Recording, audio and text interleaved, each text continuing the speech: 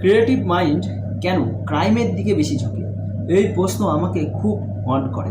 এর উত্তর ভীষণ ভীষণ সহজ, অথবা ভীষণ গবেষণা। যা কিছু স্বাভাবিক তাকেই আমরা প্রাকৃতিক বলে চালিয়ে দিই, নর্মাল ন্যাচারাল। ক্রাইম মানে একটা ক্র্যাফট যেটা প্রকৃতির বিরুদ্ধে। সেখানে কোনো একটা অন্য পৃথিবীর নির্মাণের খোঁজ থাকে, হতে পারে শয়তান, হতে পারে কোনো অপ্রাকৃতিক। ক্রিয়েটিভ মাইন্ড চিরকাল অল্টারনেট ওয়ার্ল্ড খুঁজে যায়।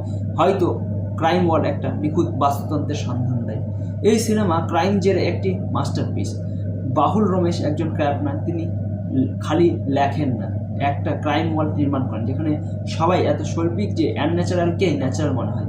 মানুষের সবচেয়ে ঘৃণ্য অপরাধ হল প্রকৃতিকে নিজের লোভের জন্য ব্যবহার করা।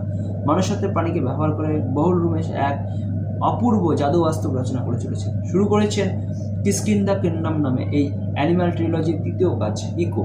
নিজেই সিনেমাটোগ্রাফার বলে পুরো সিনেমাতেই একটা পেন্টিং, যেন অসামান্য তুলির টানে সবটাই একটা কন্টিনিউয়াস ফ্লোতে চলে। শেষ মনে পড়ে নবারুণ ভট্টাচার্যের লুব্ধক আর খেলনানগর। পরে এমন চমক ছিল এই সিনেমার মানুষের প্রকৃতি, মানুষত্বের প্রাণীর সাথে তাদের সামান্য প্রভেদ, পাশবিক চরিত্রের অদ্ভুত প্রকাশ কি মারাত্মক ব্যঞ্জনায় দেখালেন দিনজিৎ অ্যারাথন। গল্প বলার স্টাইল, প্রকৃতি দৃশ্য, প্রকৃতিতে একটি চরিত্র হিসেবে ব্যবহার করুন। কুকুর, মানুষ, পাহাড়, কেরালা, স্বর্গীয় সবুজকে এমন ক্রাইমে মিশিয়ে দিলেন যে প্রতি মুহূর্তে ওই হাওয়া শীতল ঘরে যেন গায়ে কাটা দেয়। এক কথায় একটা কমপ্লিট আর্ট দেখলাম।